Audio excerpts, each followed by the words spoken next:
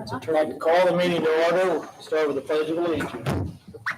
I pledge allegiance to the flag of the United States of America and to the republic for which it stands, one nation, under God, indivisible, with liberty and justice for all.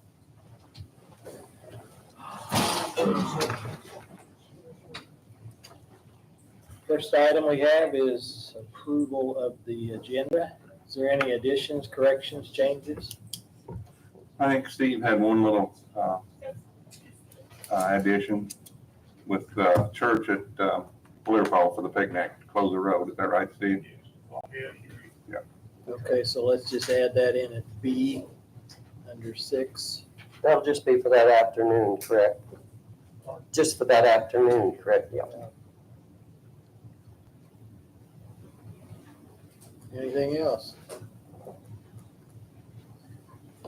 Hearing none, I'd entertain a motion to approve the agenda as modified. I'll make that motion. Second. All those in favor? Aye. Warren, you're the only man on there.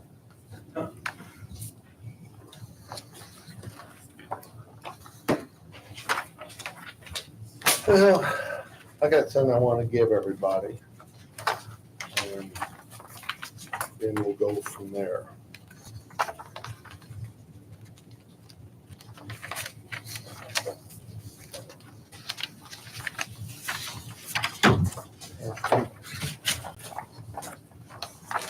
That's yours. They're all the same. Okay. I'm here about our cooler. Or the county's cooler for the coroner's office. We need to stop kicking the can down the road. We need a cooler. Last 2 weekends, over the weekend, we had 3 deaths. Both weekends, we've had 2 simultaneously at the same time. We don't have any place to put these people. I don't feel comfortable letting them lay on a cot until we can make arrangements to get them in a cooler somewhere. This diagram here is the latest diagram where we can put the cooler, the new one that we got the quote on. And it's in the boiler room next to the coroner's office. And it's set up where both coolers would be set on the same platform inside the boiler room. So there'd only be one door that goes into the boiler room from the coroner's office. The cooler that the ARP committee approved the money for, the quote we got was good until the end of May. Now I've talked to the guy and he's still honoring this quote, but he says he doesn't know how much longer because the quote that he gave me earlier this year in March was the same quote that he gave me last May in 2023. I mean, he's trying to work with us, but at the same time, I don't know how much longer we can put him off. The money's been approved by the ARP committee. I need the commissioners go ahead and refer it to the county council so we can get the cooler ordered. Excuse me. This is the last diagram. No, not his. This was put on hold. Yeah, it was put on hold. July 1st. It didn't work. Last night. They had some problems. And we've looked at different areas out there. Randy came out and looked at different areas. We've talked to Cleveland Constructions and I've talked to Ridge Refrigeration people. And there's nothing actually going. It's going to be more expensive than getting this cooler set up and put in. Now, Cleveland Brothers said their estimate to do the platform is a little bit high. They look like it'll go in under that bid, which I have got. It's going with what the ARP committee approved for me. I'm going to be about $2,600 short for getting this platform built and getting the coolers in.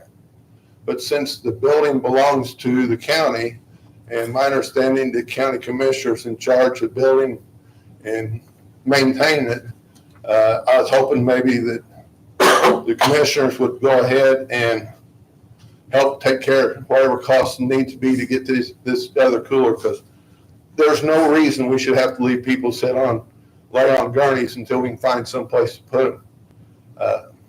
When you get 2 calls back to back and you've got room for one person, we tried to put 2 people in the cooler this weekend with that rack system we got. It does not work. There's no way 2 people can put a 200, 250, 300 pounder in that cooler we got right now with just 2 people. Either you gotta lift them up almost 5 feet high or squat down, put them on the lower rack approximately 8 to 12 inches from the ground. Only rack you can use is the center one. But So with all of everything extra that you're going to need, including the cooler, it will be how much? The estimate is, I thought you just said 2,600. I've got what the ARP committee approved for me. I've got, I'm 2,600 short for Kleeman Brothers for their building the platform. Now, I'm going to. And that will take care of everything. Well, no, because the Valley Supply will have to put fans in the old boiler room, because they removed the exhaust fans from that boiler room when they took the boiler and everything out. So there's going to have to be fans put in there to circulate, get the air, move the air outside. It says Valley Supply. Jeff Johnson gave an estimate about $900 for that. So Would that you're- be total then? The fans would be done for the $900? That's the estimate he gave Steve Hauser. So that's going to bring it up to $3,500. Roughly 3,500. So where are you at? 10,000 you think on the platform, Right. 900 on the exhaust system, and then Yes. how much was the cooler price? The cooler price was actually, with freight and installation, was $17,600. It's actually 1 penny less than 600. That's close. $17,999.99. So I come up 28,500.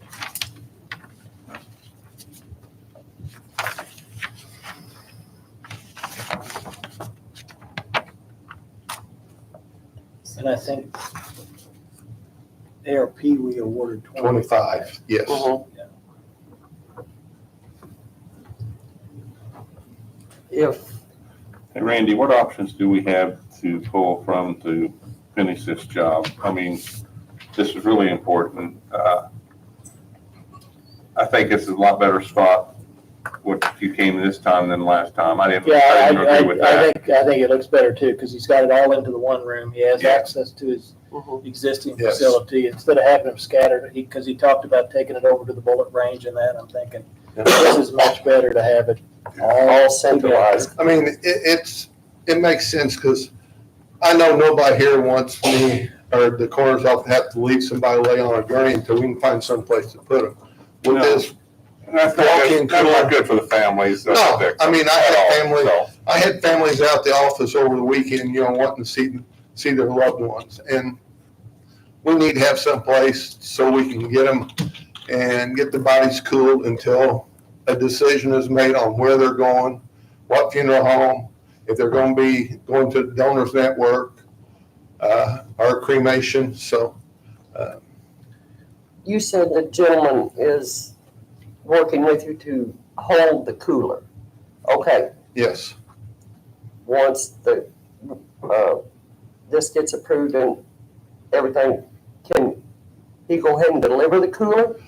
we can't get the cooler delivered until they build the platform, but it's going to take them, he said it'd probably take 4 to 6 weeks to get the cooler built, disassembled, brought up here. They're going to bring it up here in pieces from Louisville.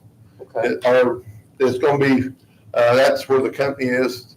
They have a crew that puts it all back together on site. They hook every They get everything ready to go, so. I was wanting to ask you also on that cooler, the warranty on that cooler. The warranty is, It may have been in some of the paperwork. it was, and I don't have, it's like 2 years for part of it, and then the 15-year warranty on the panels, the inside and outside panels.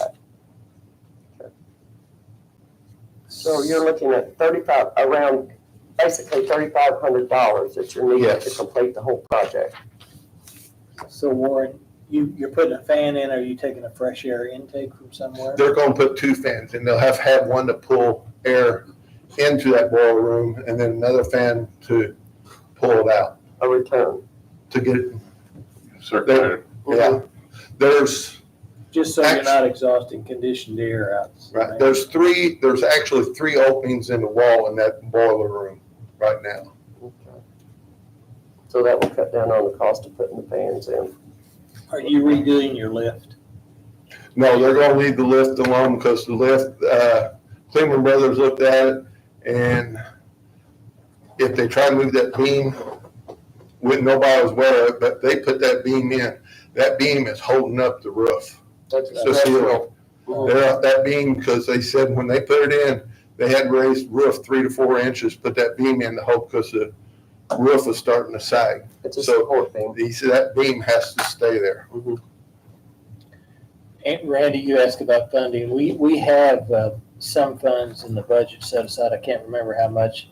I was thinking 15,000, and we used 8,000 or so to redo the air conditioning here Mhm. at one unit. You're talking about building and maintenance? Yes, we Yes. have that budgeted. I don't know of anything we have coming up. So there probably is sufficient money there to pull the 3,500 out of it, so. Well, if that's the case, I think this needs to get moving on, so. So And how quick can Kleeman, did you say? They said, they told Steve, as soon as they could. I mean, their business need, because they came up a couple of different, looked at different scenarios on what we could possibly do, and this is the only thing next to putting it in where the shooting range was. This was the really only alternative we had. better.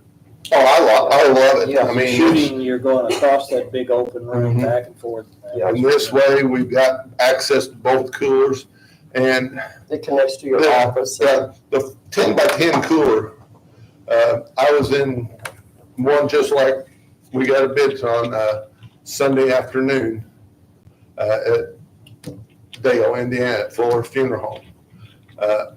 We had to put a body over there. There's 4 bodies in there, and there's still a little bit of room left. You couldn't get them, but 4 cots went in easily. Well, I make a motion that we do this 3,500 out of the building fund. Right. What we need to do is add this to the list now, here now, the ARP. Yes. So At the that top. we include that, so that it all can go to the council. Yeah, So when we do that. if it's approved, it'll be approved by the end of the month. 27,000, you said, wasn't it? 28.5 is the 25. total, Total, okay. and we're gonna pull 3,500 out of our building maintenance part of it.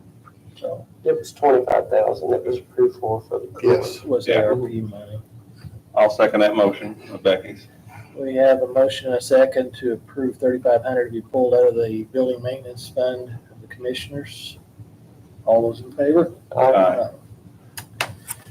Thank you all very much. Thank you, Warren.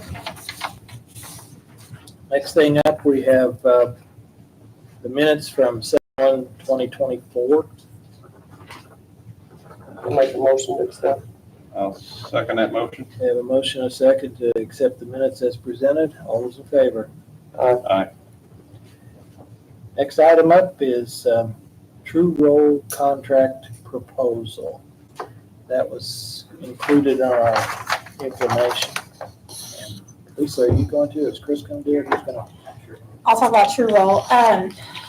There is a company that is being used here in the state by the name of True Roll. They're actually being used in other states also. It assists counties with deductions, property tax deductions. Basically, they look at voting cards, they look at other counties, states that you're filing homesteads in to make sure people are not filing duplicate homesteads. They look at to make sure if someone is out of the state, and look at voting records to find out primary addresses. They do a more in-depth search for to assist counties with invalid deductions that are being received. We, in the auditor's office, still do our own audit. This does not take the place of that. This was our first year to do a fully in-depth audit on all of our deductions. And Lisa Eckers, my property tax deputy, oversaw that audit, and she's going to talk about that. But this is something that I would like to look at doing. It is at no cost to the county up front. They do keep a portion, 30% of what they collect. Now that's what they collect in their audit.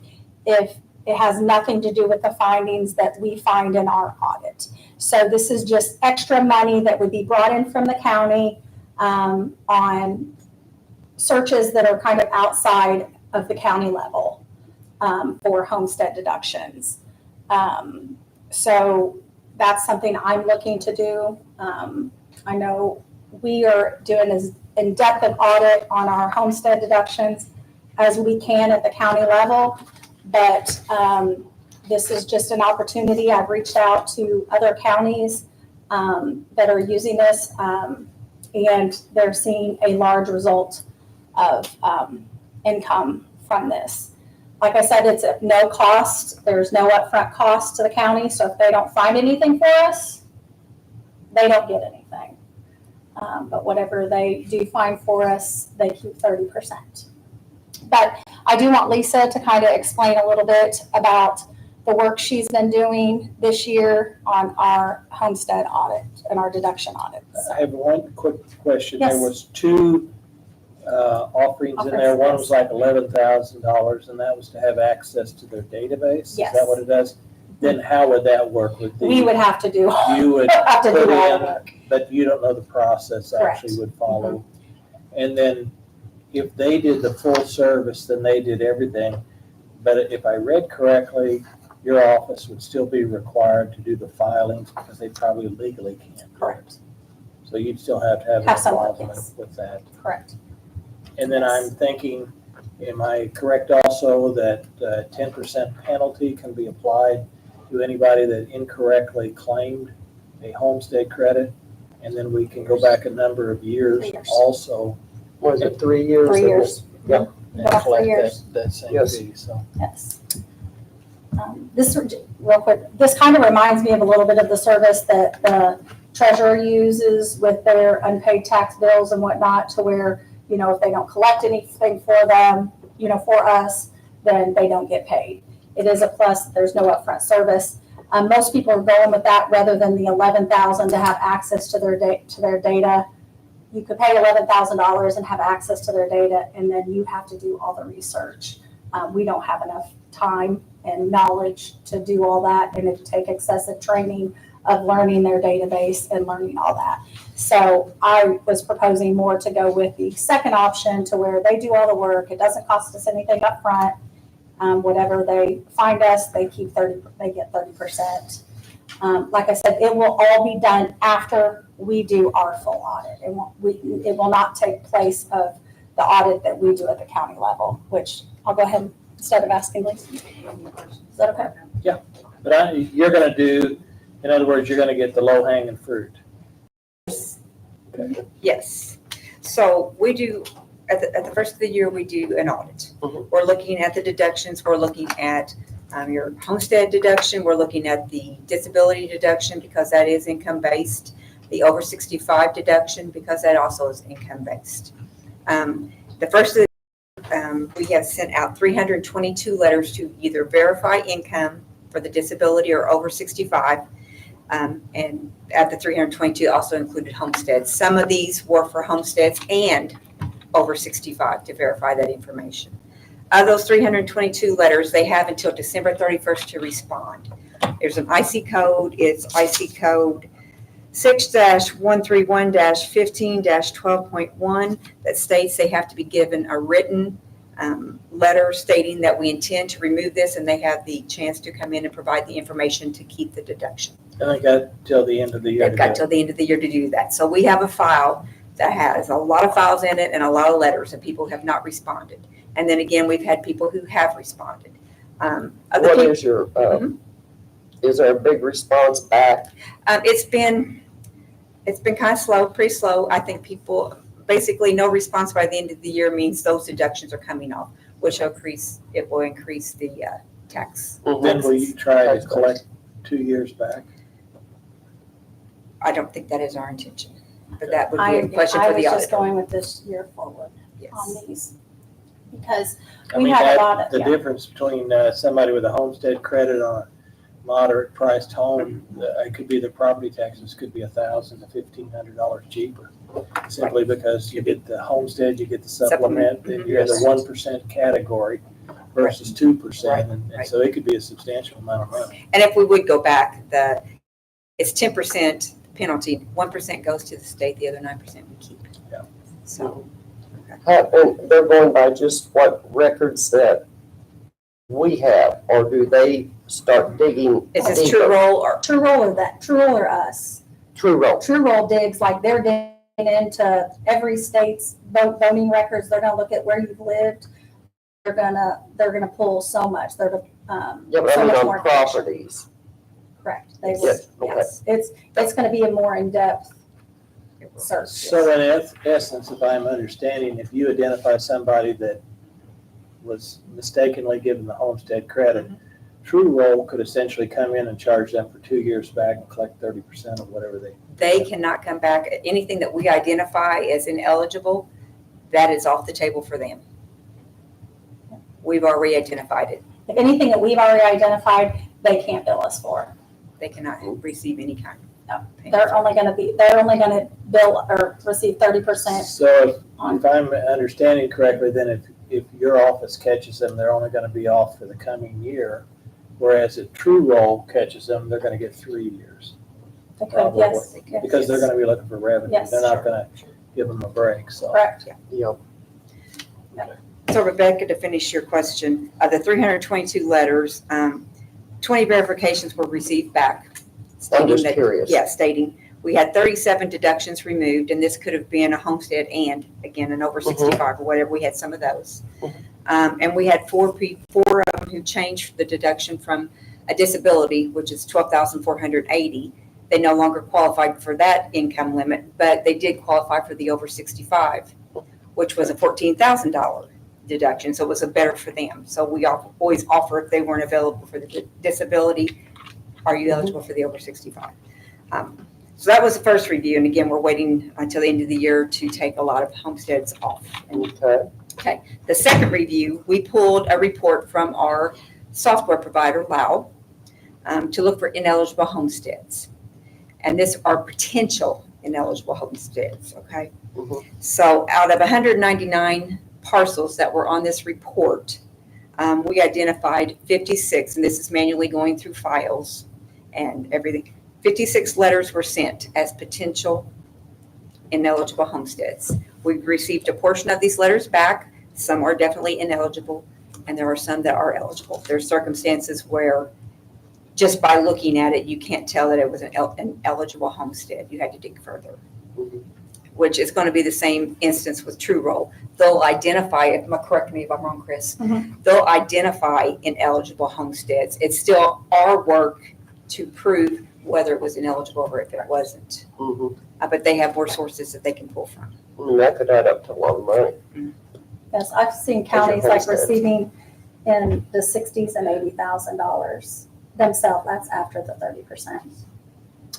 So if I remember the form correctly, you have to put down either your social security number and your driver's license number, Right. and then your spouse their numbers. So do we have a method of looking at comparisons to see? Because I think if they're honest, you know, that number actually coincides with the individual. Do we have a way of searching that? Okay, there is a state site called Gateway that you put this information in.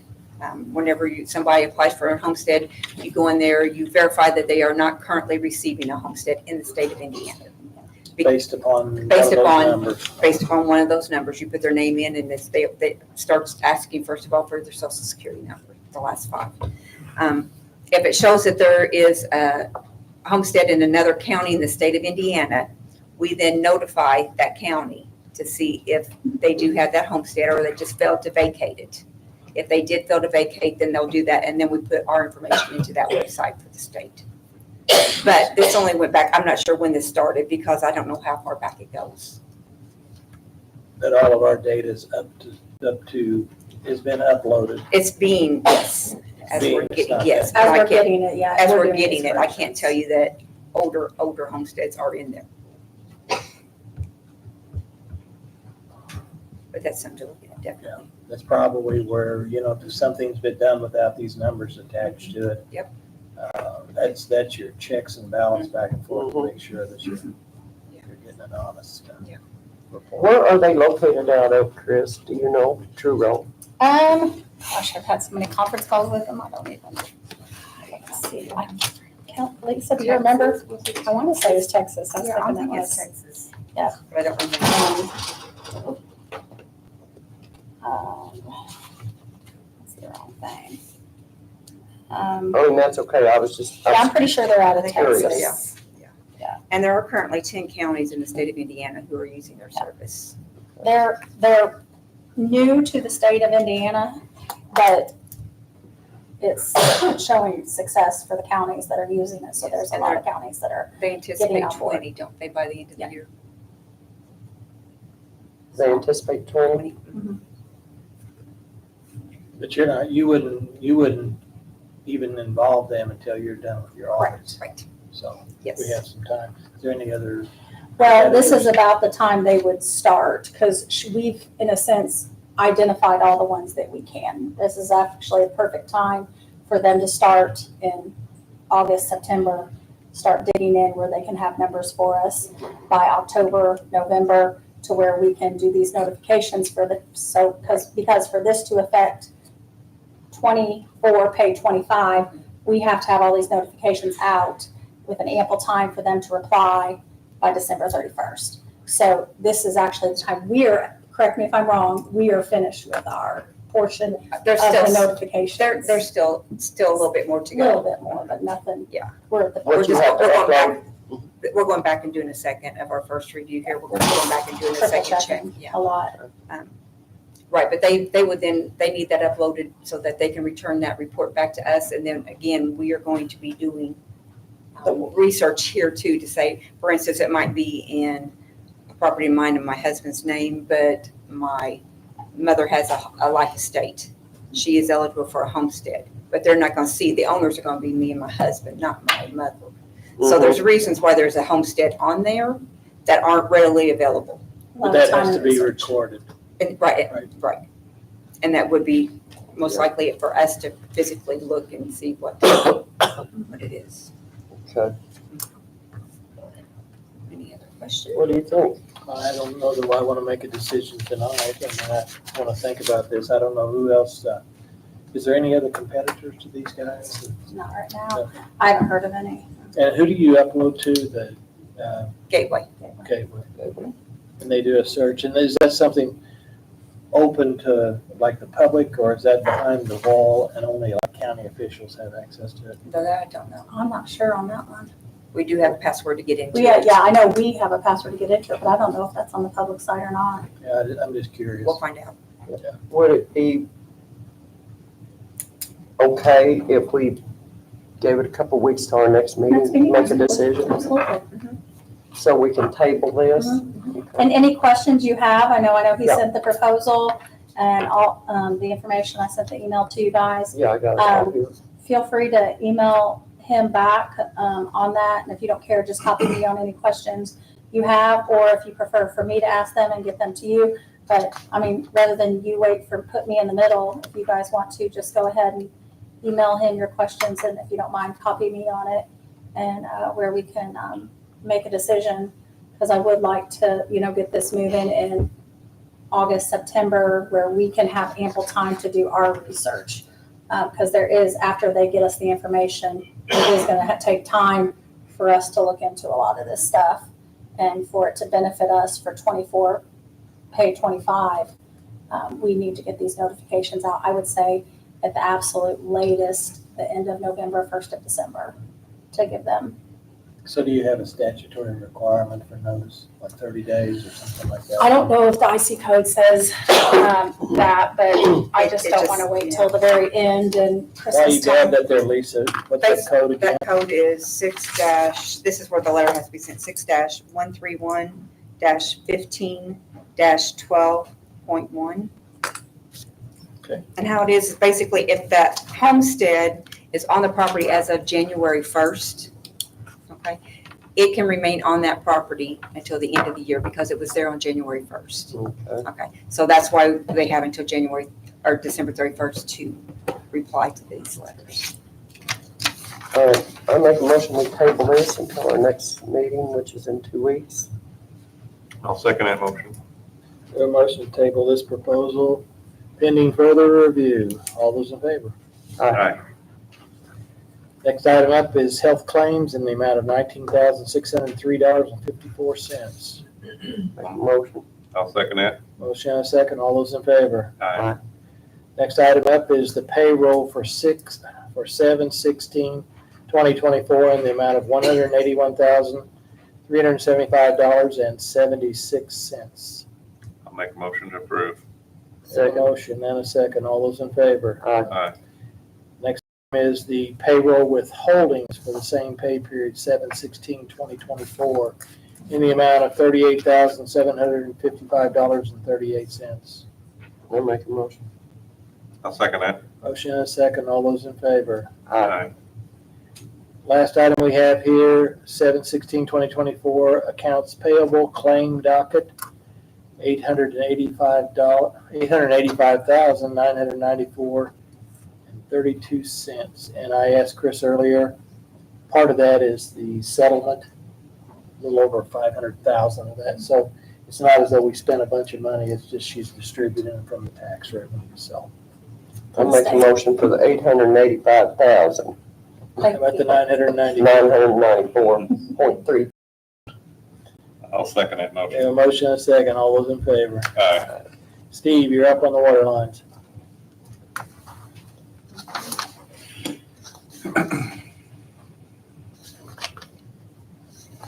Andrew, our attorney, contacted me last week about this application to get right away. He said that he wanted to add a line to it, which he did, and then the contractor signed it. So he said he thought it was all okay to go.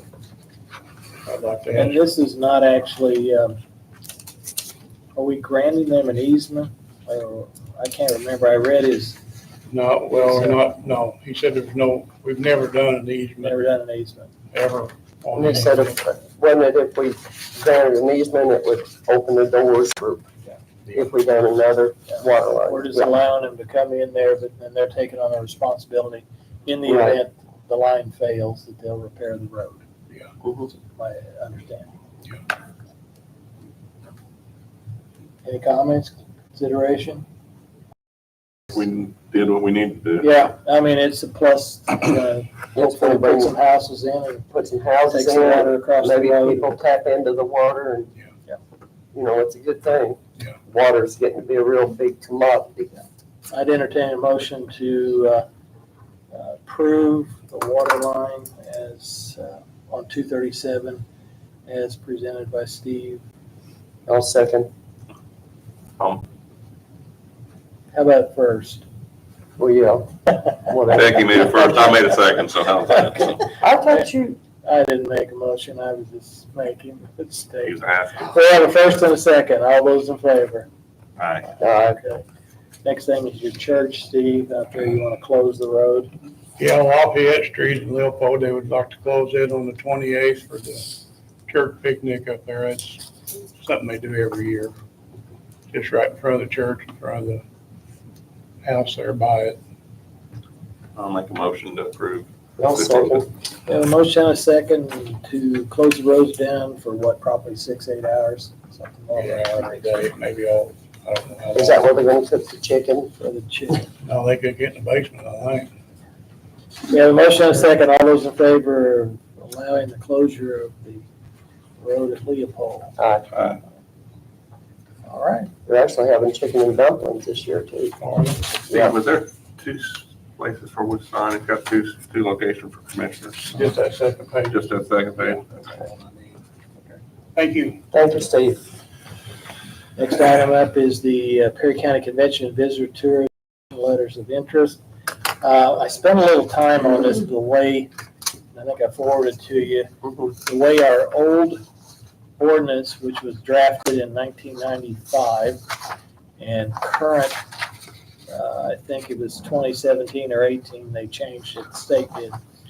But I was concerned about us following our old one, the new one, and it had a requirement for party affiliation, and we could not have over a simple majority. In this case, there's 11 members, only 6 of them could be of a specific party. We recently had a Supreme Court case where they were determining what your party was based upon what you voted in a primary. In this case, we have a lot of people that voted at one party past primary. So I asked him whether we're in violation or not. He came back and said that it would be probably the best thing for the county to rewrite this ordinance to reflect the new state requirements.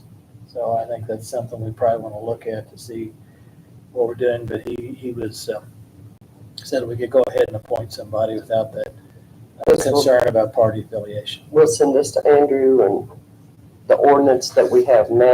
He's got it. Oh, he's And got it he's the one that sent this out to to us. update it. Yeah. This is what the state ordinance is, and he said the language between what we have actually on the books and the language what the state has now on the books is substantially different. So we need to Okay. go back in and look at that. So that's something for another date that we need to discuss.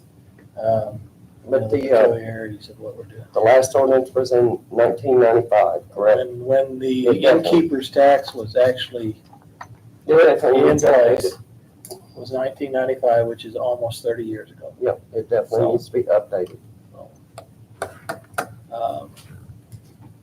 Do we have any suggestions for appointments to this? Any?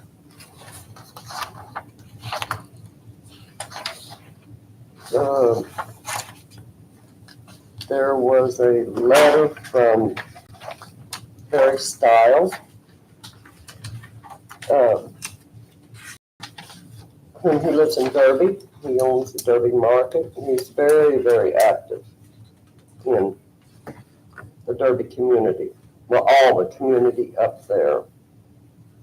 And I'm impressed with him. Do you know Barry? Oh, yeah. I know him really well. He's very strong-headed when it comes to the community of Derby. And I mean, I'm not just saying focus on Derby, but he knows who to go to get things done. So is that a Where was that letter Motion. submitted? I don't have that one. motion to appoint him? I don't have that with me. I got it. Okay, got it. Okay. I make a motion to appoint Barry Stiles to the CVB. I'm good with that also, so I'll second that motion. We have a motion and a second to appoint Barry Stiles to finish, this is just a short term. Right. That position will open back up at the first of the year, depending on, once we get all of our ordinances worked through how we do this, but it will only be for a short period of time. So we have a motion and a second, all those in favor? All right. Okay. The next thing up is we have our ARP allocations, and we went through this again, and you see the list here. Perry County Council of Agents, they actually were successful in getting enough money put together to buy their van they wanted, but they need to mark that van. So it was proposed to set aside $5,000 for them. The girls' softball barn, an additional $35,000 because it's now on school property, and a whole bunch of new rules are in place for that. Resurfacing Legion Field in the amount of $38,500. Clarity Audiology Hearing Equipment. She's setting up a new business on Main Street for $44,000. Perry Central Pickleball Court, which they're going to put on site of the school out there, and we'll see that the maintenance, and they are going to contribute a little bit, set it up next to a parking lot. So that's a real bonus because you're just having to build the courts. The parking's already there, and they're going to see that the public can have access to it. At certain times when. Well, they'll work their way They'll work through that. that That's because that was one of the stipulations, so we don't open the school up for security problems, but at the same time have it available for the public to use. The Rome Courthouse, the way that was put together, they sent a letter to the committee stating that they can raise $100,000 if we would grant them $100,000. So we voted to give them dollar for dollar, match up to $100,000. And they need to have it done by December 1st. The reason is if they are not successful, we need to allocate the money to something else before the end of the year. And then we have the Derby walking path. They had originally asked for substantially more than this here, but the group suggested a $70,000 contribution to that, and I believe the community will take that on and raise funds and we'll put the sweat equity in to get that completed. And the item that I don't have on this list now that Warren's been here, we would need to include the $25,000 for coolers for the coroner's office. Now that he's came up with what looks to be a pretty decent plan. So, any questions on that?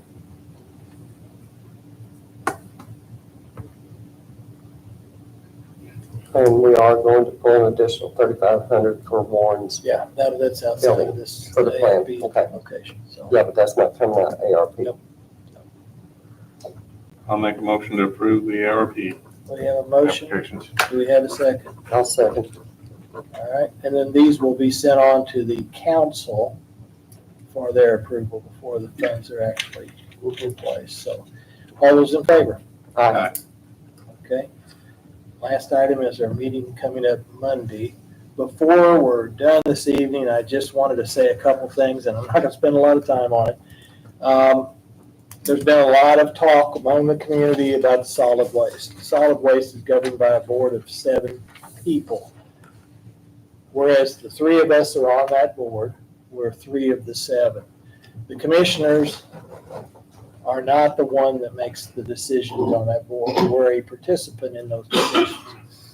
There has been no discussion and or votes about closing any facilities or doing anything with that. So a lot of the discussions are outside of anything that's been decided. So I just wanted to make mention, and if you actually look back at our videos, you will see, and I think the group of us have said it all along, we have to provide a method for our county residents to dispose of their trash. Right. Also, beds, couches, things like this. We don't want to find these in the ditches in our county. We want to keep it clean and nice. So whatever happens, I think we're all on board. We're going to have a solution. And the people will not have to look for a place. Yes, it is not going to close. Yeah. That's the end of that story. It is not going to close. So, And there shouldn't be any downtime in between No. if we do anything, so. But that'll be determined up to the board at the next meeting. So if, you can call me if you want. I know you have been, but that's okay. I'll talk to you about it. so with You know that, what, we found out though, how important it is to a lot of people. Yes. It was a learning experience, and some of the comments that I've heard that how important it is for trash and recycling everywhere in the county. So it kind of brought a little reality to all of us, Mhm. how important it really is, this solid waste and recycling, and mainly the trash also, for we can have trash tags for, like Randy said, we don't want it in ditches alongside the roads. So, And any of the older ones, I know Randy, Becky, you probably remember too, when they had these big dumpsters sitting around the county that were never dumped efficiently. Then all the trash was thrown around the outside of it and the animals got into them and that was a disaster. yeah, the wind got into Not it. just the animals, the people got into it too. So we don't intend to Remember that. recreate that, so. We got a clean county and we're gonna keep it that way. So we just wanted everybody to know that we're not wanting to shut down, we are not going to shut down solid waste. End of story. With that said, I'd entertain a motion to adjourn. I make the motion. I'll second that motion. All those in favor? Aye. Aye. Thank you. Yes.